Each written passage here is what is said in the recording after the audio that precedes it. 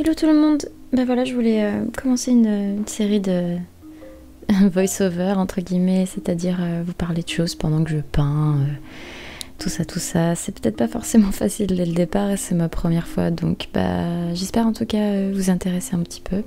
Enfin du moins on verra. Je voulais parler d'une chose qui revient assez souvent, que ce soit sur les réseaux sociaux et même de manière générale pour les artistes et les gens qui peignent des choses et qui créent des choses.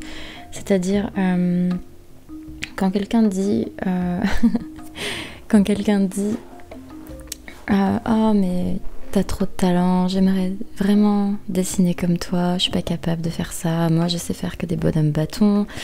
Et c'est quelque chose qui part d'un très très bon sentiment, c'est-à-dire qu'en fait la personne veut dire que l'artiste est doué, que ça plaît, que la création que la personne a faite a touché la personne, mais c'est pas forcément bien pris du point de vue de l'artiste, c'est-à-dire qu'en fait c'est pas du...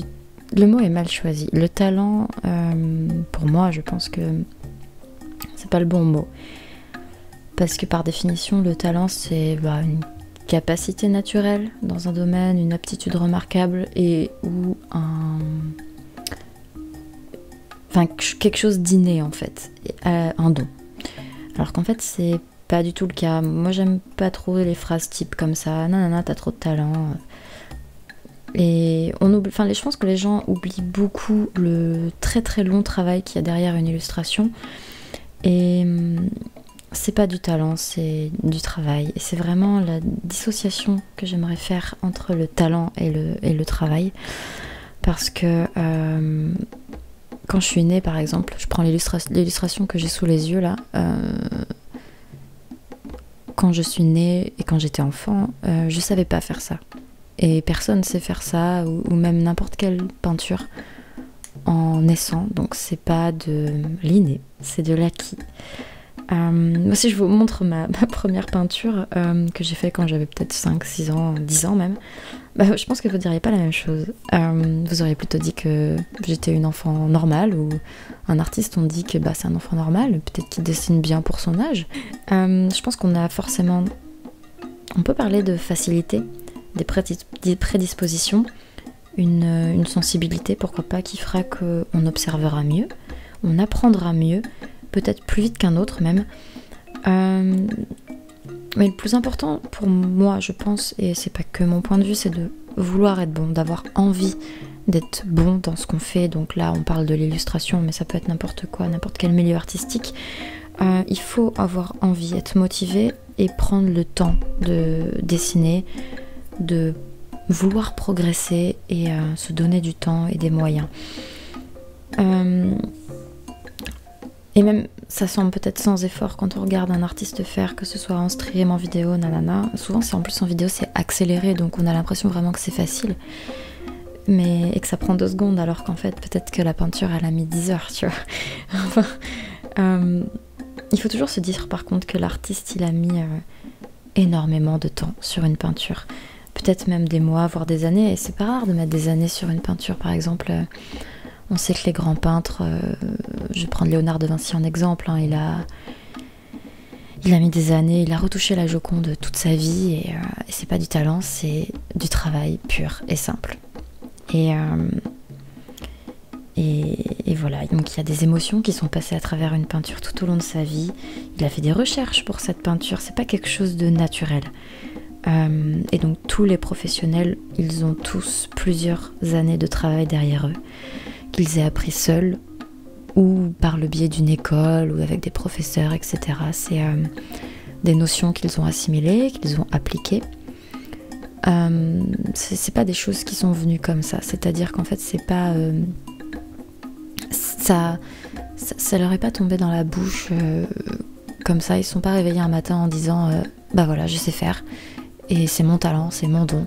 Non, pas du tout, c'est des années et des années d'entraînement, de pratique, voilà, il faut pas avoir peur il faut pas avoir peur de l'échec. Il faut pas, on peut être frustré évidemment, mais il faut pas rester sur un échec. Il faut pas avoir peur de faire des mauvaises choses. Ça arrive, on fait tous des croûtes, on a tous des mauvaises passes, des périodes sans inspiration, ça m'arrive très souvent, et ça arrive très souvent à d'autres. Il faut faire des mauvaises choses pour pouvoir avancer et rebondir sur ces mauvaises choses, et pour ne pas reproduire ces erreurs. C'est très très important et de savoir rebondir. Il faut savoir qu'en plus, quand on est artiste, que ce soit peintre, musicien, sculpteur, n'importe quoi, la marge de progression est infinie. C'est-à-dire qu'on progresse même avec 40 ans de métier. On n'arrête jamais de progresser, d'être meilleur. Et c'est ça qui est trop bien avec la peinture notamment, c'est que on peut avoir 40 ans de métier, donc avoir 60 ans et encore apprendre des choses d'autres artistes, de l'environnement, etc. Et il faut travailler pour progresser, et c'est comme ça. On peut pas se reposer uniquement sur les prédispositions qu'on avait quand on était enfant, parce que sinon on ferait toujours la même chose que quand on était enfant. Et je pense pas que c'est quelque chose qu'on veuille en fait. Je pense que aucun artiste n'a envie de rester au même stade toute sa vie, même plusieurs mois de suite. On a tous envie de progresser de peinture en peinture, et c'est normal en fait, parce que plus on travaille, plus on apprend, et surtout plus on apprend vite. Et c'est ça qui est trop bien, c'est qu'on n'est pas capé. Par exemple, moi il y a un an, je m'étais, ou même, allez, on va dire 4 ans, je mettais peut-être 40 heures sur une peinture. Et aujourd'hui, avec la pratique, bah, pour la même chose, je vais peut-être même 10 heures. Peut-être mettre 10 heures pour faire la même chose. Et aujourd'hui, si je mets 40 heures sur la même peinture que je mettais il y a 4 ans, il y a 4 ans, j'ai mis 40 heures pour une peinture, et si aujourd'hui je mets encore 40 heures pour la même peinture, bah, elle sera encore mieux. Elle sera encore mieux parce que j'ai appris, tout simplement. Et c'est ça qui est trop bien, justement, avec le travail et avec la peinture en général. C'est que plus on pratique et plus on apprend. Il faut surtout pas se décourager. Oui, comme je l'ai dit tout à l'heure, on a vraiment tous des mauvaises passes. On fait tous des croûtes, des erreurs, on fait tous des mauvaises choses qu'on ne les montre pas forcément. Moi, je montre pas tout ce que je fais, que ce soit sur Instagram, ArtStation, Twitter, etc. Je fais des croquis qui sont vraiment merdiques, des choses qui sont vraiment pas...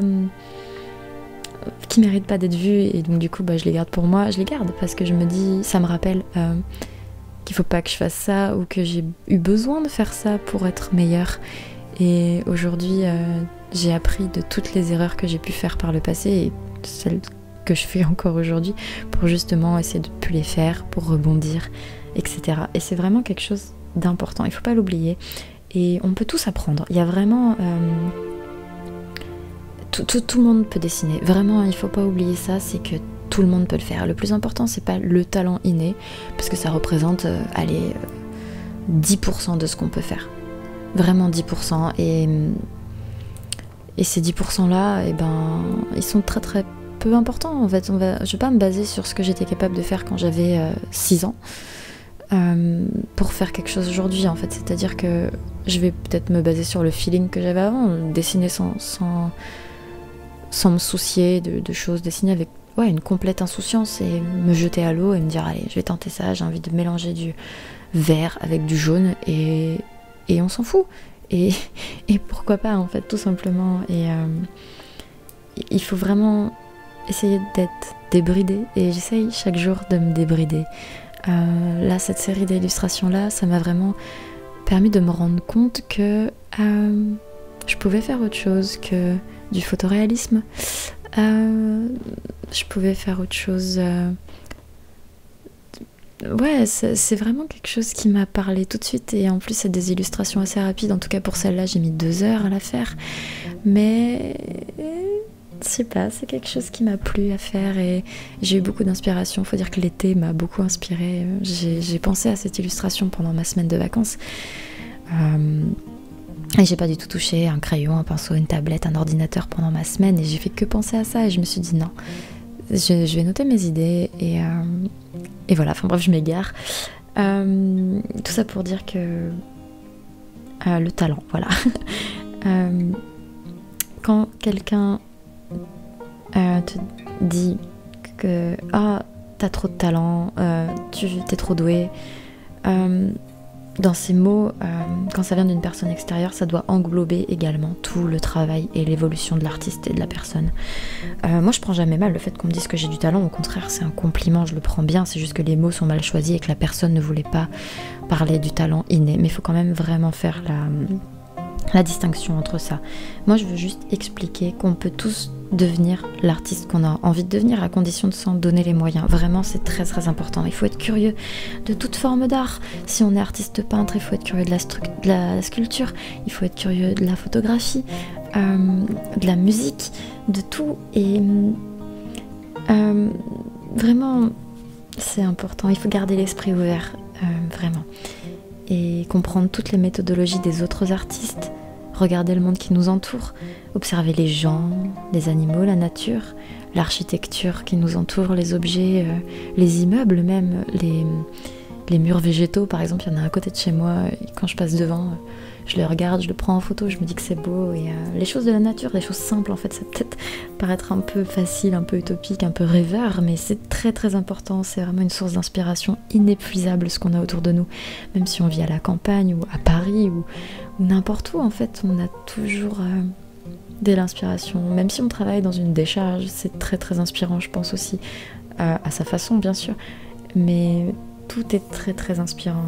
Il faut regarder les choses par exemple à différentes heures de la journée, voir la lumière qui change et modifier les formes des objets, les couleurs. Il faut expérimenter des choses, c'est très important. Jouer avec les couleurs, c'est très important. Par exemple là, j'ai mélangé du bleu avec du rose. J'aurais très bien pu prendre autre chose, par exemple le vert et le marron me tentent beaucoup. Et peut-être le prochain, je sais pas, on verra, je vous spoil pas trop. Il faut savoir que il faut pas avoir peur de faire quelque chose de moche. Et on fait tous des choses moches. Même les plus grands artistes qui ont même 1 million sur Instagram, si c'est votre modèle, entre guillemets, il a fait des trucs moches, il en fait encore. Et il en fera toujours, parce qu'on en fait toujours des trucs moches. Mais c'est pas ça qui est important. C'est pas j'ai fait une croûte, c'est à quoi ça va me servir ce truc moche pour pouvoir avancer, ne plus le reproduire et faire des trucs plus chouettes. C'est toute expérience est bonne à prendre. Voilà, du coup ça fait longtemps que j'enregistre. Je pense que j'ai fait le tour de ce que je voulais vous dire, et surtout prenez en compte que le travail qu'un artiste met sur son œuvre, c'est vraiment un investissement de personne. Il a mis toutes ses émotions dedans, et ce qu'il ressentait sur le moment, il l'a fait passer par ça, par cette peinture, par cette musique, par cette photo, et il faut pas l'oublier. Donc voilà, en tout cas je vous souhaite une très très bonne journée. Et si jamais vous voulez me suivre sur les réseaux sociaux, n'hésitez pas. Si vous voulez vous abonner à ma chaîne, parce que je pense qu'il y en aura d'autres, des vidéos avec des voix comme ça peut être cool. Moi c'est quelque chose, je pense, qui me plaît pas mal de vous parler comme ça, parce que je stream beaucoup, mais ça c'est des sujets sur lesquels je peux pas trop parler de sujets comme ça en live, parce que je parle avec les gens, mais il y a des sujets comme ça qui me touchent beaucoup, et j'aime bien en parler en voix off. Je pense que c'est pas mal. Du coup je vous souhaite tous une très très bonne journée, je vous dis à bientôt. Ciao.